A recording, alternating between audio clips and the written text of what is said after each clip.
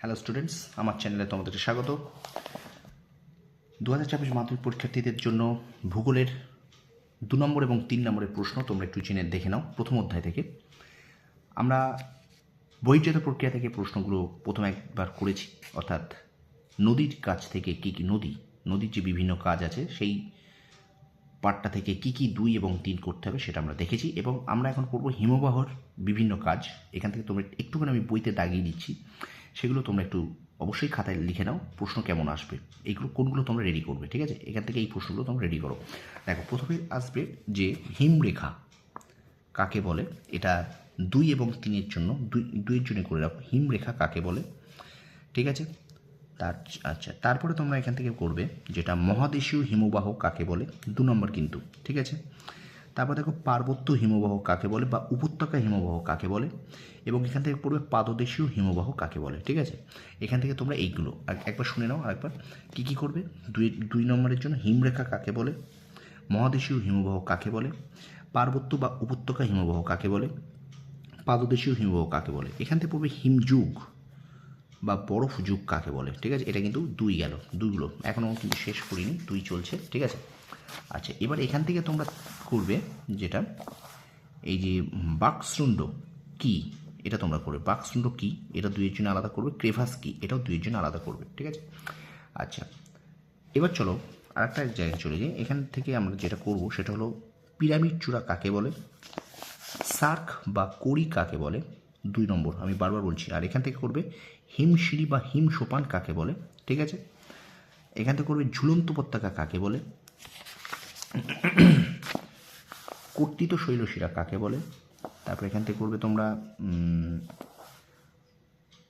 এখান থেকে যেটা করবে রসে মোতানে কাকে বলে। ঠিক আছে, আচ্ছা, এবারে এখান থেকে যেটা করবে সেটা হলো বহির্বিধৌত সমভূমি কাকে বলে।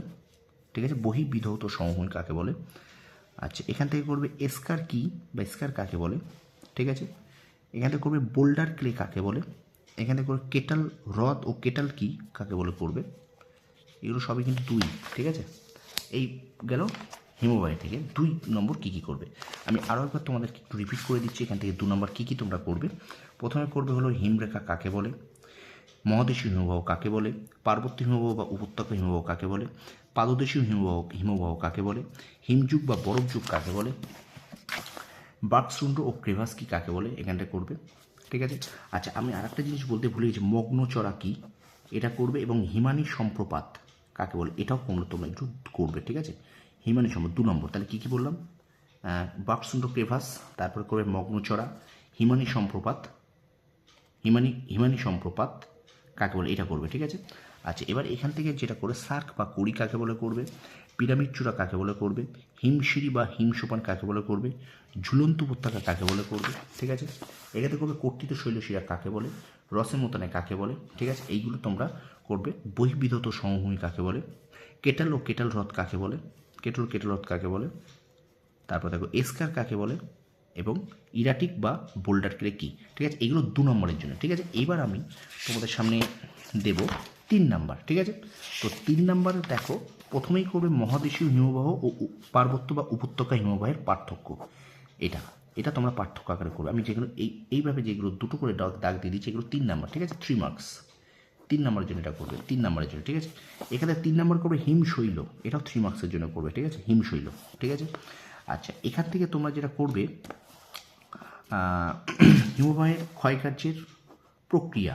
দেখো, হিমবাহের ক্ষয়কার্যের প্রক্রিয়া, উৎপাটন আছে, অবঘর্ষ আছে। ঠিক আছে, হিমবাহের ক্ষয়কার্যের প্রক্রিয়া এখান থেকে 3-এর জন্য করবে। এখান থেকে দেখো নদী উপত্যকা আর হিমবাহ উপত্যকার পার্থক্য ভীষণ ইম্পর্টেন্ট, এটাও করবে। নদী উপত্যকা হিমবাহের 3-এর জন্য ইম্পর্টেন্ট, করে নেবে। ঠিক আছে, আচ্ছা, এখান থেকে যে প্রশ্নটা করবে দেখো তোমরা ফিয়র্ড ও ফিয়ার্ডের পার্থক্য। ঠিক আছে, ফিয়র্ড ও ফিয়ার্ডের পার্থক্য এটা করবে। আচ্ছা, এখানে দেখো তোমরা যেটা করবে গ্রাবরেখা টিকা, গ্রাবরেখা সম্পর্কে টিকা করবে। ঠিক আছে, এখান থেকে যেটা করবে ড্রামলিন সম্পর্কে তোমরা টিকা করবে। ঠিক আছে, এবার এখানটা দেখো রসে মোতানে ও ড্রামলিনের পার্থক্য, এটাও 3 নম্বরের জন্য, 3 মার্কস। ঠিক আছে, বোঝা যাচ্ছে কি বললাম। আর এই কটা করলেই 3-এর জন্য হয়ে যাবে। ঠিক আছে, 3-এর জন্য আপাতত এইগুলো রেডি করো। তোমরা এইগুলো আপাতত রেডি করো। আমি আরেকবার বলছি 3 নম্বরের জন্য তোমরা কী কী করবে। দেখো এখান থেকে তোমরা যেগুলো করবে সেটা হলো, প্রথম করবে মহাদেশীয় হিমবাহ ও পার্বত্য বা উপত্যকা হিমবাহের পার্থক্য, ঠিক আছে। 2 নম্বর পরে হিমবাহের ক্ষয়কার্যের প্রক্রিয়াগুলো করবে, ঠিক আছে। 3 নম্বর করবে নদী উপত্যকা ও হিমবাহ উপত্যকার পার্থক্য, এটা করবে পার্থক্যটা। ফিয়র্ড ও ফিয়ার্ডের পার্থক্য করবে। গ্রাবরেখা করবে, ঠিক আছে। ফিয়র্ড ও ফিয়ার্ডের পার্থক্য, গ্রাবরেখাটা করবে, টিকা পার্থক্য। তারপর করবে রসেমোতানে আর ড্রামলিনের পার্থক্য, রসেমোতানে আর ড্রামলিনের পার্থক্য, ঠিক আছে। এবং এখান থেকে করবে ড্রামলিন শুধু, টিকা, ঠিক আছে। এইগুলো 3 নাম্বার। তো স্টুডেন্টস এই হিমবাহের চ্যাপ্টার থেকে, মানে হিমবাহের বিভিন্ন কাজ, ভূগোলের প্রথম চ্যাপ্টারের যে থার্ড পার্টটা আছে সেটা আমি তোমাদেরকে বলে দিলাম কোনগুলো 2 এবং কোনগুলো 3-এর জন্য করতে হবে, ঠিক আছে। এই প্রশ্নগুলো তোমরা রেডি করো, ঠিক আছে, খাতায়। আশা করি তোমরা এই ভিডিওটা দেখে এই প্রশ্নগুলো লিখে রাখো এবং এইগুলো তোমরা করতে লাগো, ঠিক আছে। এইগুলো করে তোমরা রেডি করতে লাগো। আপাতত আমি ডিটেলস তোমাদের নিয়ে আসবো, একদম লিখে তোমাদের পুরো পার্ট করে আমি তোমাদের দিয়ে দেবো কোন কোন প্রশ্নগুলো আসবে, সেগুলো তোমরা সাজেশন ওয়াইজ পেয়ে যাবে, ঠিক আছে। এখন আপাতত টেক্সট বই থেকে যেগুলো দাগিয়ে দিলাম সেগুলো 2 এবং 3-এর জন্য রেডি করো 2026 মাধ্যমিক পরীক্ষার্থীদের জন্য। আর ভিডিওটা যদি ভালো লেগে থাকে অবশ্যই আমার চ্যানেলটা শেয়ার করো, সাবস্ক্রাইব করো, আর পাশে থেকে বেল আইকনটি প্রেস করে রাখো। তোমরা সকলেও তোমাদের সাফল্য কামনা করি। ধন্যবাদ।